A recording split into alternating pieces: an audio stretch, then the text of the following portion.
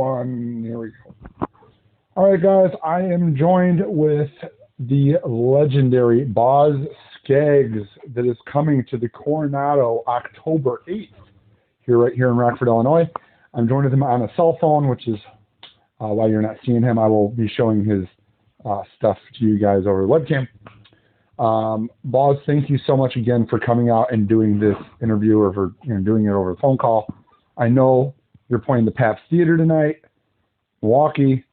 First of all, how is the tour going? I know you're about halfway through now. How's it going? It's going really well. Going well. And yeah, thanks, Nick, for having me. And hello to your fans. I appreciate this opportunity. Yeah. It's going well. It took a lot went into making a decision about whether to tour at this time. And all of the advice that we got from medical authorities and other professionals was it's a go, and we feel like it was time to do it, and we feel very safe going out, and that audiences know, people know what to do, and it's about time to open this thing up, and it's been actually not surprising, but really confirming everyone's best thoughts. It's been very good. Awesome. There's still some instances of people not coming out for pre-sold tickets, but that's life, and that's perfectly understandable. But the situation in the theaters and the enthusiasm of the audiences and ourselves is palpable. It's a good thing. Well, that's what I like to hear. I mean, I'm a long time. Obviously we're in Rockford, Illinois. I went to Milwaukee for Summerfest. I make it up there quite a bit for live concerts, and I saw the same thing at live shows. In the last couple months, it's been a little light. Mm-hmm. At pretty much every show. I vaccinated. I've been going, so it's not been a big deal for me. But it's got to be tough. This album came out. We're talking now about your new Out of the Blues record. Came out in 2018. We're 3.5 years in-ish on it. Of course, you had COVID right in the middle. Did that extend this album tour? How did that screw up your album cycle, I guess, if that's what it even is? Nick, it didn't. We had a nice run after the album's release. There were several singles released, one of which got quite a bit of airplay, and we were on the road. 18 was busy, 19 was busy, and then 20 you had a handful of them. Right. And then we've been busy, and it didn't impact. Things seem to be different from they were in years before, when there was a sort of a time period attached to a release, and all the print advertising and radio advertising that a company bought was used within a period of time. It's different now, obviously, in the digital age. It comes out, it gets around to the people who are longtime fans, and through digital media, everyone seems to become informed, and a lot of what goes on now, the way I get information, I think the way that it is generally gets out there is word of mouth. People talk about it, and it goes like a wildfire. Well, if things are good. Yeah. And so it's just out there, and it's not. There's not this period of dwindling interest, really. So it's a different album cycle. It's a different album cycle than it used to be, I guess. And I have to agree with that. When your Out of the Blues came out, I brought it in my store immediately, because I pretty much always bring them in. And I lined up this interview, and I was like, oh, let me see if I still have that. And I was out of them. So, of course, I brought them back in. And it's weird how things are slow burn now. You know, something comes out, it's not just all at once. It does trail on for many years. So I definitely see it on my end as well. I did want to, I didn't really get to introduce myself. I'm Nick. I have Toad Hall Books and Records here in Rockford, Illinois. We are a 40-year-old record store. So we're, we're kind of the mom and pop vinyl record shop. We've held on vinyl for the last 40 years. We do all the new releases. We're a comic store. We're a stereo equipment store, books. We kind of do it all, but it's kind of the mom and pop kind of shop. So I wanted to throw that in there. So, which kind of leads me. For you. Sounds like I want to come to your store. Well, I love that. I love it. You're always welcome to pop in the door. I mean, our doors we're open 7 days a week, so we always support artists coming through. You've been to the Coronado. Well, go ahead. I said that's good to know. Have I been to the Coronado? I don't think so. Have you played? I'm sure you've played Rockford. Maybe. Life is long. Life is short. Memory is just in between. But I don't think so. I don't remember because I spent some time around Madison years ago. Okay. And I used to play shows in the summertime. I used to be in various bands, and we played pretty much all over Wisconsin and down into the Lake District, like Delavan and Geneva, and then we played around Fox Lake in Illinois and Rockford, and so I'm not unfamiliar with this area, and I think if I had been in Rockford, it would have, well, I must confess it. If I did play there, it was a while ago, maybe. Well, well, if you would have been in Rockford, Rick Nielsen probably would have popped around. Cheap trick town here. So Rick usually finds his way to. He usually calls up any talent coming into town. So. Well, Ben, maybe you could answer this question. I've got this in my mind. This is going back a ways, but there was a band here there in Rockford, I think from Rockford. They had a big hit on R&B radio, and it was called Bird Legs and the Feathers. Bird Legs and Pauline and the Feathers. Have you ever heard of that? I have not, which is surprising because usually I try to keep a pretty good tap on all the local talent.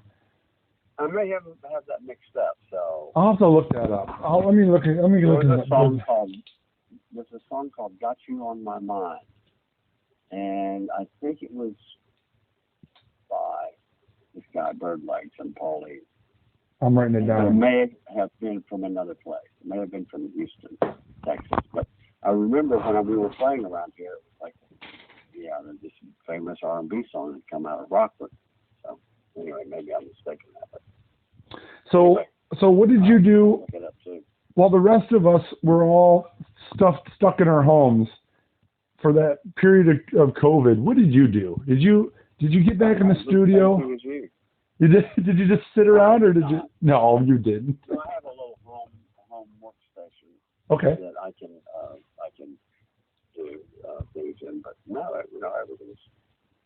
everything's closed down. Studios where I live were closed, and it was a time when a lot of artists, a lot of people who do what I do, who write, thought at one point the light bulb went on, and we said, wow, here we go. We have all this time that we didn't ask for, but here it is. Mm-hmm. Time to write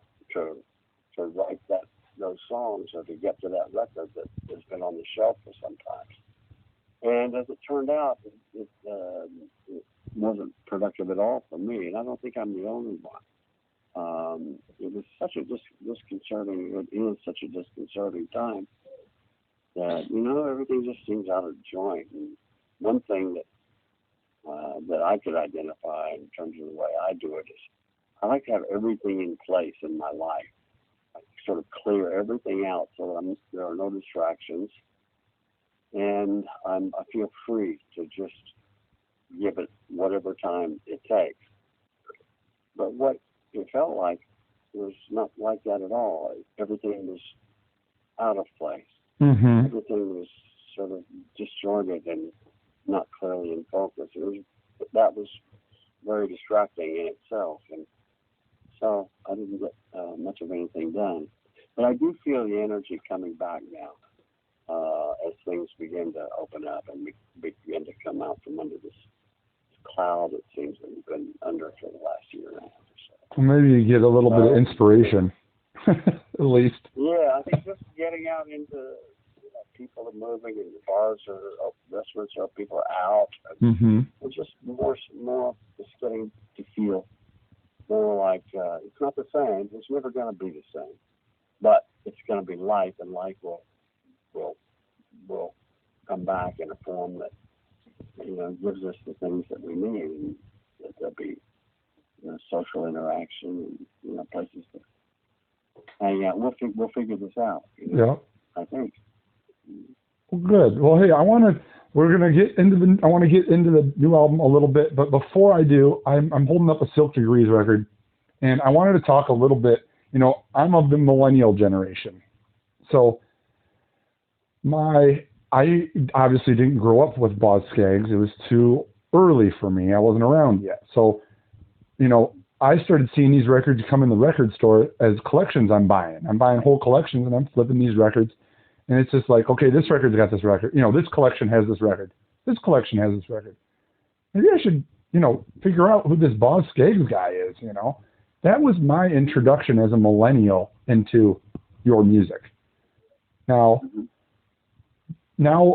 come 2020, even a little bit before that, there's this big growth of yacht rock that a lot of your songs have kind of bleed into a little bit. It's not really yacht rock, but it kind of is the same time period. Do you feel that? Have you seen the millennial generation? Have you seen a new group of people coming in? Have you seen this this popularity of yacht rock and this 70s music coming back? I mean, do you feel it, or is it just a little thing that's passing? It's most apparent when I get a lot of I get statements from radio, and there's been a resurgence in music from that era, and yacht rock has been part of that bundle, that stack. I think it's just being reviewed, and it shows up in streaming reports, and Sirius XM does, of course, a lot of research and has a lot of time devoted to some of that music. So I feel it. That's good. It's great. It perpetuates some of the great things that were going on in an era. I look at someone like Hall & Oates or McDonald's is put into that category from time to time. And, these are people that were my contemporaries. And fortunately, we came up at a time when people were going to see live music in great numbers, and they still are. And other generations have picked up on that music in that time. It was a formative time for a lot of the music and a lot of the forms and styles that are out that are still present. So it's kind of great. It's all there for people to hear. Digital access, of course. Mm-hmm. And then you go out and people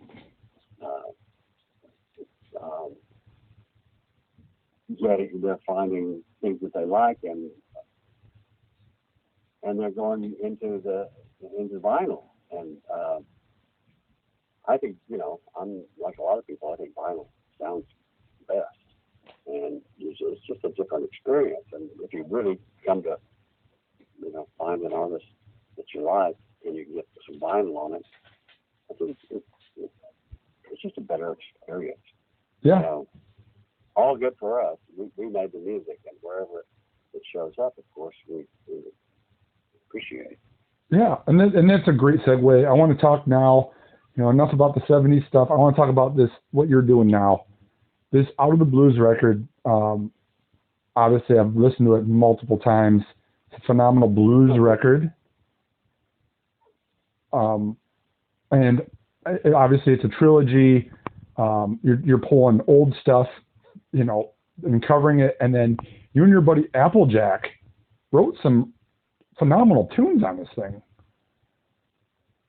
Thank you, man. Yeah, he's been Applejack is from Chicago, and I knew him back when I was kicking around Madison a long time ago.